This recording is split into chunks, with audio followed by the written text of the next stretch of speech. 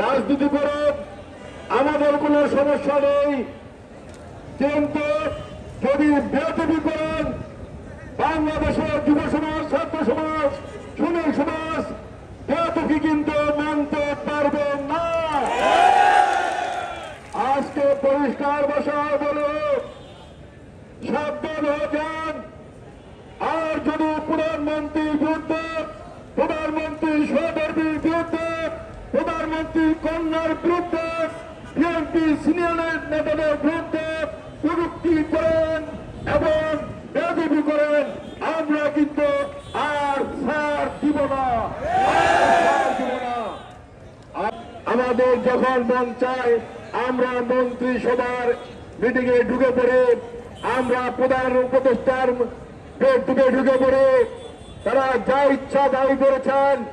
এই 18 মাস তারা বাংলাদেশ থেকে হাজার হাজার কোটি টাকা তারা অন্যায়ভাবে কামিয়ে তারা বিদেশে পাঠিয়েছেন।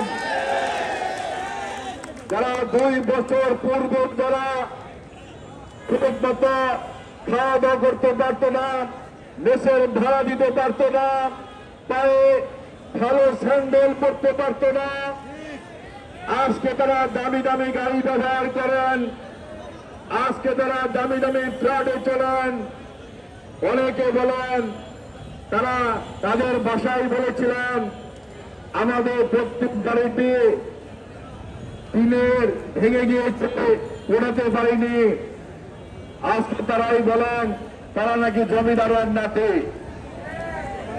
গত 18 মাসে যারা হাজার হাজার কোটি টাকা কামিয়েছেন, বিএনপি সরকার গঠন করার পরে তাদের সেই সুযোগ কিন্তু নাই। তাদের সেই সুযোগ নাই বলেই তাদের মাথা খারাপ হয়ে গিয়েছে। তারা বিএনপির প্রধানমন্ত্রীর বিরুদ্ধে বক্তব্য রাখছেন, বিএনপির সিনিয়র নেতাদের বিরুদ্ধে বক্তব্য রাখছেন। আমি শুধু একটি কথা বলতে চাই,